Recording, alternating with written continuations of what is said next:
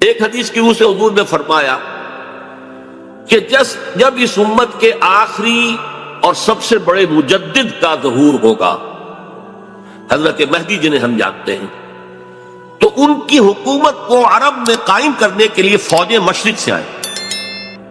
یخرج ناس من المشرق یؤطئون للمہدی، یعنی سلطان کی معلوم ہوا کہ عرب کے مشرقی علاقے میں کہیں وہ پہلے نظام قائم ہو چکا ہوگا۔ ایک اور حدیث میں آتا ہے کہ جس پہ گویا کہ پیشین گوئی ہے کہ یروشلم مسلمانوں کے ہاتھوں سے نکلا ہوا ہوگا اس وقت جیسے کہ آج ہے۔ حدیث کے الفاظ یہ ہیں کہ یخرج من خراسان رایات سود لا یردها شیء حتی تنصب بإیلیا، خراسان کے علاقے سے سیاہ پرچم لے کر فوجیں چلیں گی اور یہ پرچم جا کر سیدھے یروشلم میں نصب ہو جائیں گے، کوئی ان لشکروں کا رخ موڑ نہیں سکتا۔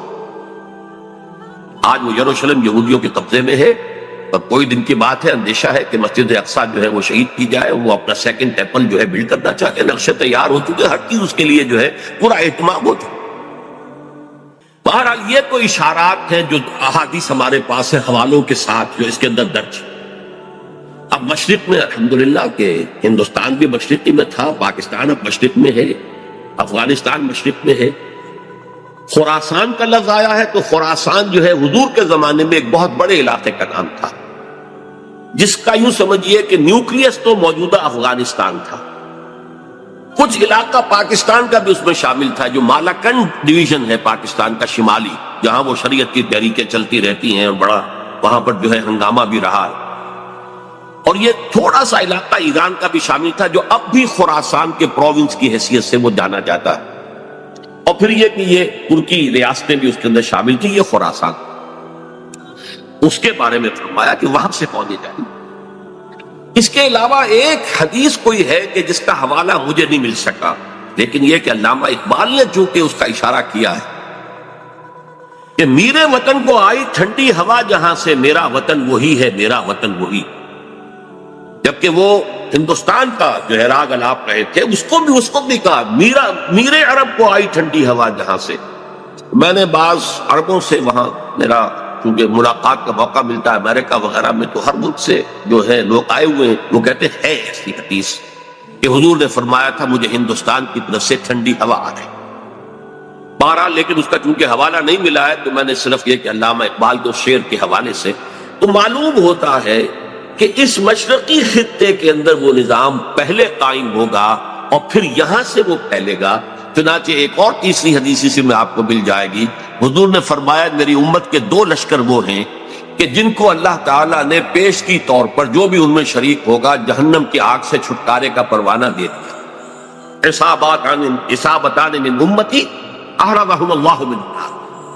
ایک وہ ہوگا جو ہندوستان پر حملہ آور ہوگا، دوسرا وہ ہوگا کہ جو دجال کے ساتھ جنگ کرنے کے لیے حضرت مسیح کے پاس پہنچے گا، حضرت مسیح کے ساتھ دینے کے لیے۔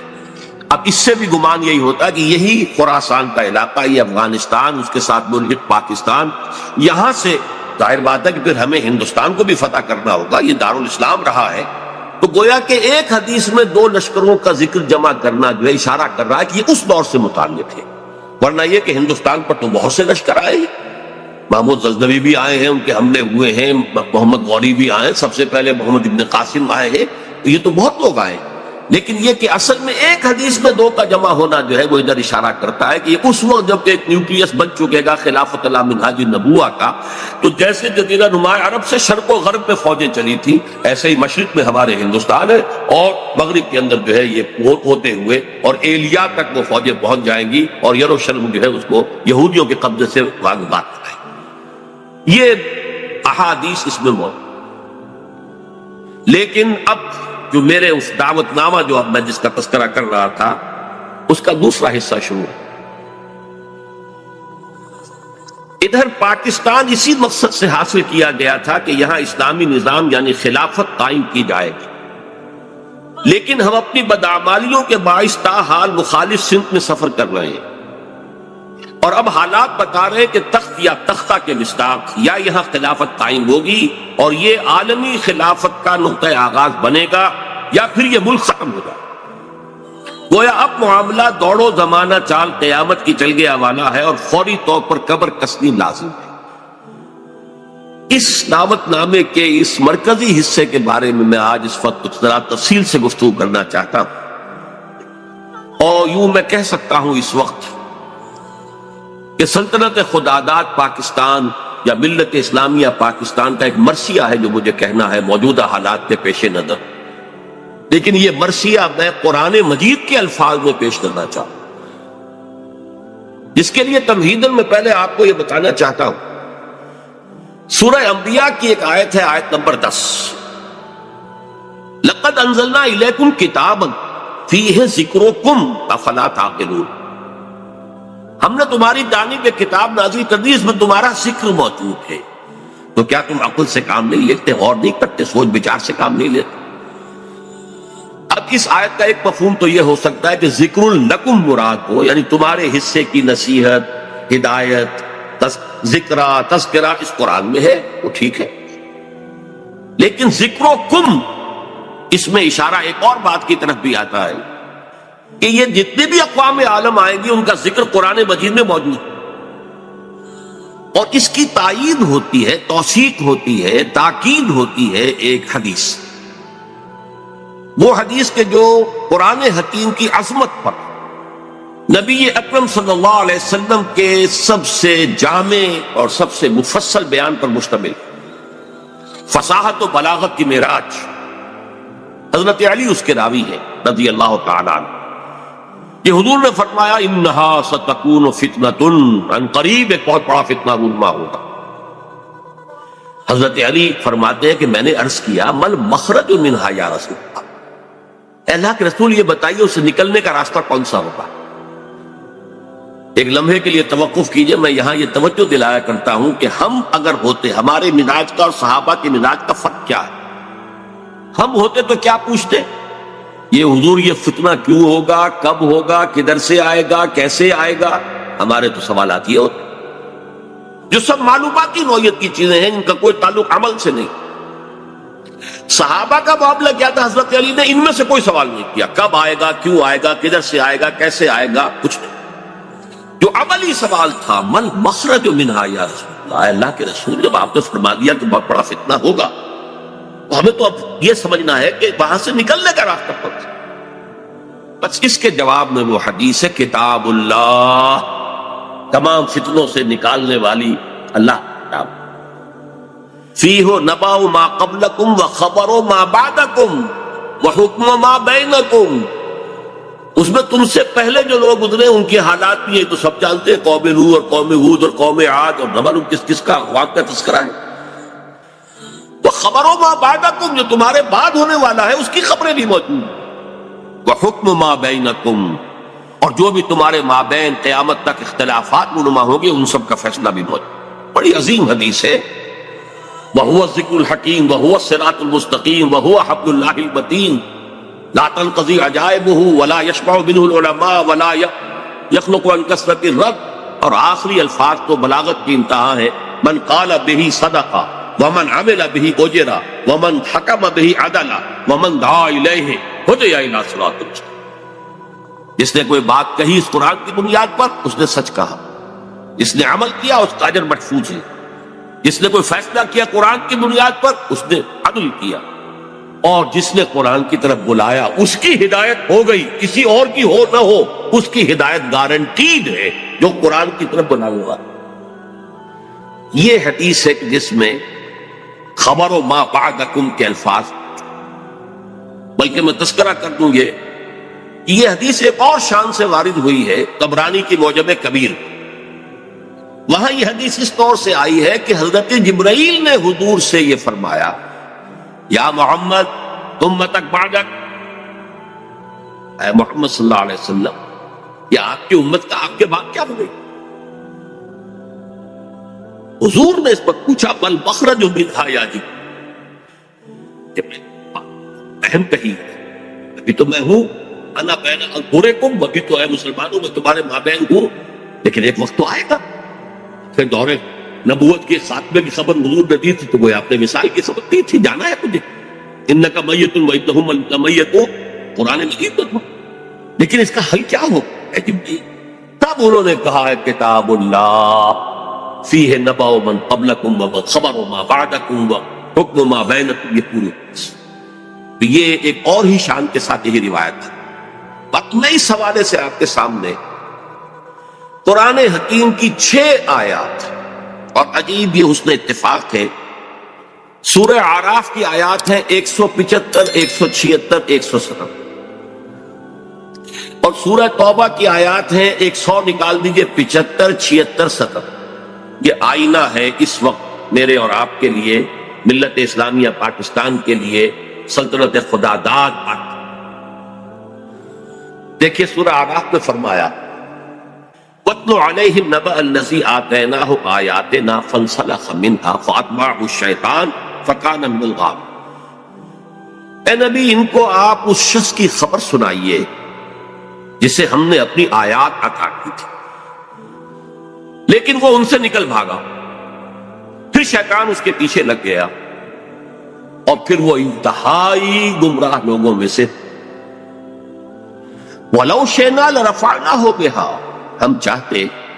تو ان آیات کے ذریعے سے، ان کی بدولت ہم اسے اور بلند کرتے، اس کا مقام، اس کا رتبہ اور اونچا۔ وَلَكِنَّهُ أَخْلَدَ إِلَى الْأَرْضِ، مگر وہ تو زمین کی طرف ہی بیٹھتا اور دھستا چلا گیا۔ فَمَثَلُهُ كَمَثَلِ الْكَلْبِ، اس کی مثال تو کتے کی سی ہے، إِن تَحْمِلْ عَلَيْهِ يَلْهَثْ، اگر اسے پھٹکارو، کوئی ڈھیلا، کوئی لکڑی اس کی طرف اٹھاؤ مارنے کے لیے، تب بھی وہ ہانکتا رہتا۔ ان تترکو یلہث، زبان اس کی نکلی ہوگی، اس سے راج ٹپک گئی ہوگی، چھوڑے رکھو گے تب بھی۔ ذالک مثل القوم الذین کذبوا بآیاتنا، یہی مثال ہے اس قوم کی کہ جس نے اپنے رب کی آیات کو جھٹلایا۔ فاقصص القصص، تو اے نبی آپ یہ واقعہ بیان کر دیجئے، لعلہم یتفکرون، شاید کہ وہ غور کریں، سوچ بچار سے کام لیں۔ ساء مثلا القوم الذین کذبوا بآیات اللہ، بری ہے مثال اس قوم کی جس نے اللہ کی آیات کو جھٹلایا۔ وانفسہم کانوا یظلمون، اور وہ اپنے اوپر خود ظلم کرنے والے۔ اب میں اس کی زیادہ تفصیلی تفاصیل میں نہیں جاؤں گا، اگرچہ ایک رائے یہ بھی ظاہر کی گئی ہے کہ یہ کسی شخص معین کا تذکرہ نہیں ہے، بلکہ یہ ایک مثال ہے بتا دے رہا، لیکن یہ بات صحیح نہیں ہے۔ وَاتْلُ عَلَيْهِمْ نَبَأَ وَاضْرِبْ لَهُمْ مَثَلًا سے بات ہوتی تو اس کا امتحان تھا، یہاں تو خبر سنا دیجئے اے نبی اس کی خبر۔ اور اس میں حضرت عبداللہ ابن عباس رضی اللہ تعالی عنہما سے کئی جو ہے اقوال ہوئی ہے کہ یہ شخص بلعام بن باعورہ، تو جو کتاب گنتی ہے نمبرز تورات کی، اس میں شخص کا ذکر بہت، یہ کنعانی تھا، بعض لوگوں کے نزدیک اسرائیلی تھا، لیکن بہت عابد و زاہد، بہت اونچے مقام، صاحب کرامت بزرگ جسے کہا۔ الذی آتیناہ آیاتنا سے مراد یہاں پر کچھ لوگوں نے لیا ہے کہ علم کتاب اسے دی گئی تھی، وہ بات میرے نزدیک صحیح نہیں ہے، بلکہ آیات کہا گیا معجزات کو بھی، جس طرح اللہ اپنے انبیاء کو آیات، ہم نے آیات بینات دے کر رسولوں کو بھیجا، ایسے ہی ہے کہ کوئی بہت عابد زاہد کوئی ہو، عابد مرتاز اور زاہد مرتاز، تو اللہ تعالیٰ اسے کرامتیں عطا کرے، بالکل شک نہیں۔ کرامات الاولیاء حق، اس میں کسی شک و شبہ نہیں، اللہ تعالیٰ کی بزرگی کے لیے، ذات کے لیے وہ ایسے خلق واقع ظاہر کرے۔ تو با کرامت بزرگ تھا، لیکن پھر وہ جو دنیاوی خواہشات کی طرف ایسا متوجہ ہوا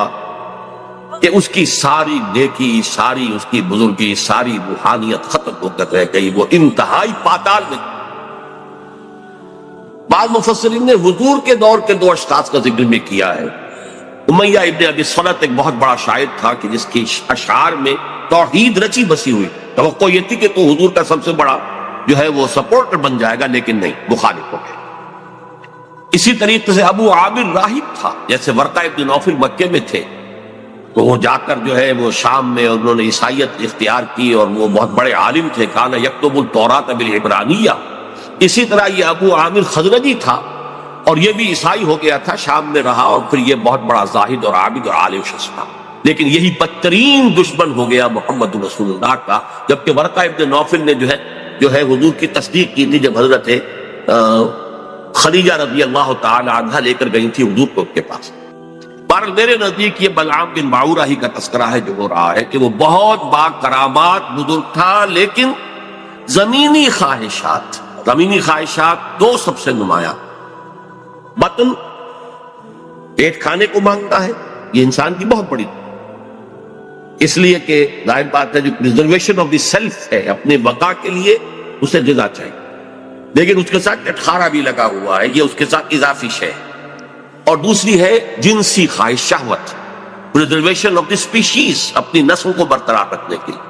یہ دونوں جو ہیں حرصیں انسان کے اندر جب یہ اعتدال سے بڑھتی ہیں تو تباہی کا ذریعہ۔ لیکن یہاں نوٹ کیجئے کہ ایک شخص جسے اللہ نے اپنی آیات عطا کی، صاحب کرامت بزرگ تھا، لیکن وہ اس سے نکل بھاگا، اور یہاں فرمایا پھر شیطان اس کے پیچھے لگ، اور یہ بہت اہم نکتہ ہے، یعنی اولاً نہیں شیطان کے اغوا سے کوئی شخص جو ہے وہ گمراہ ہوا کرتا۔ قرآن مجید میں صاف یہ بات آئی ہوئی ہے، ان عبادی لیس لک علیہم سلطان، دیکھو تمہیں ہم مہلت تو دے رہے ہیں، قیامت تک کے لیے تمہاری زندگی طویل ہوگی، اور تم ہمارے بندوں کو جس طرح چاہو گمراہ کرنے کی کوشش کرنا، لیکن تمہیں اختیار کوئی حاصل نہیں ہو، اختیار اسے حاصل نہیں۔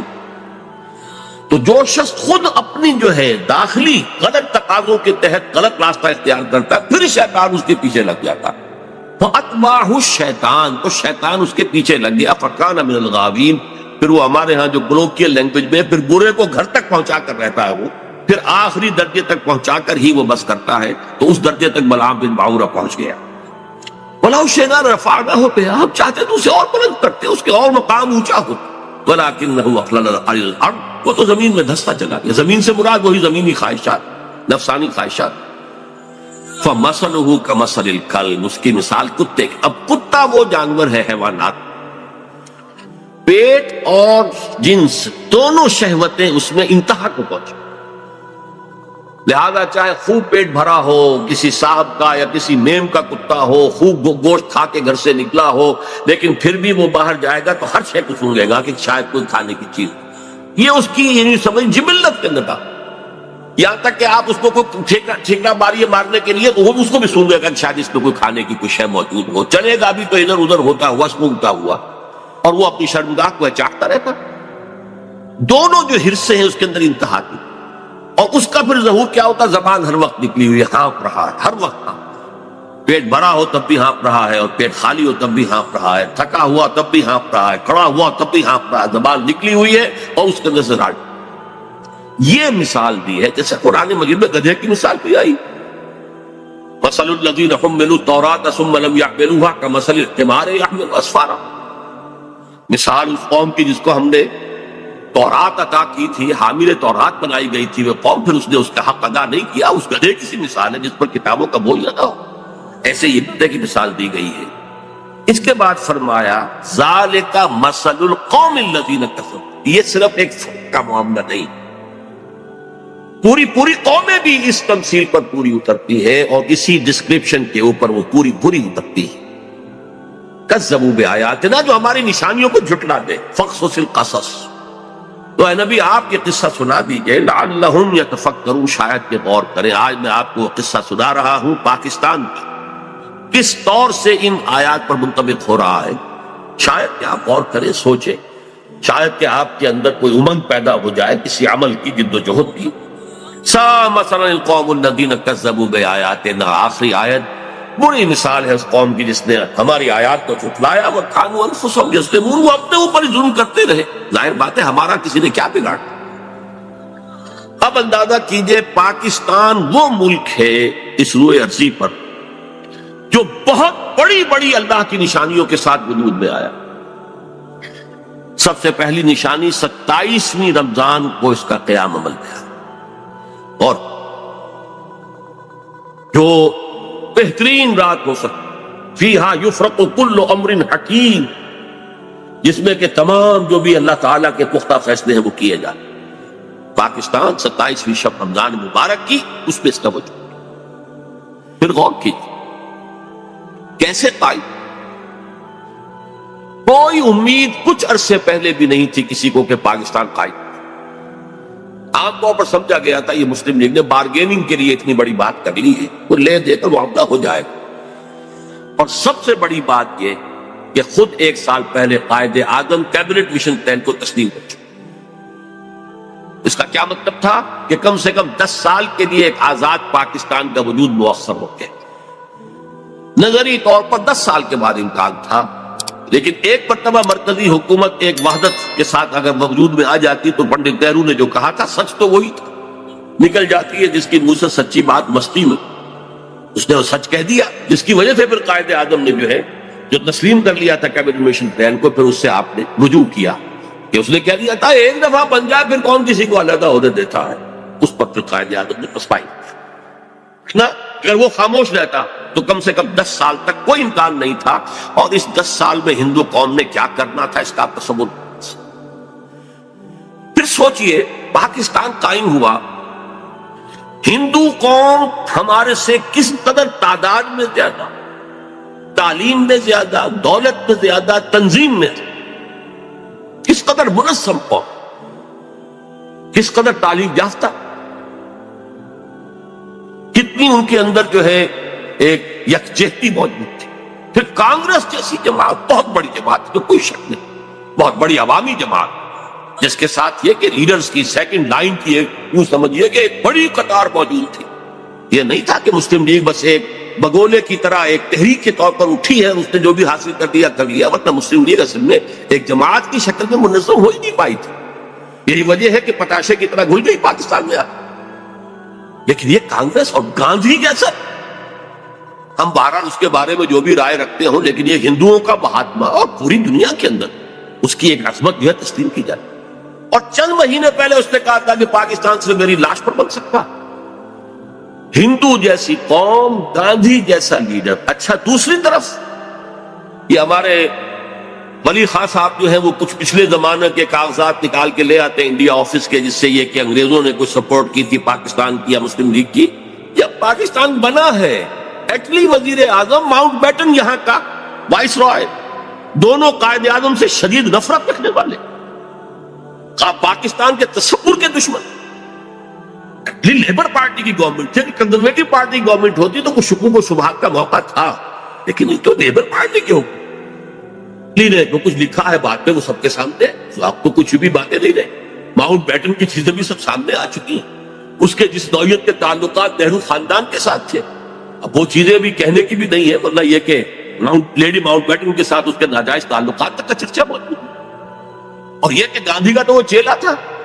آخری وقت میں پنڈت نہرو نے اور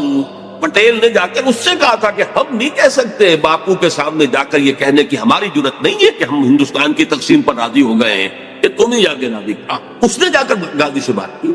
کیا پٹی پڑھائی ہے وہ جانے۔ یہ تھے وہ ناگزیر حالات جن میں پاکستان کا قیام، اور اس کے اندر جمع کر لیجئے یہ بات کہ 1 سال پہلے مولانا حسین احمد مدنی رحمت اللہ علیہ نے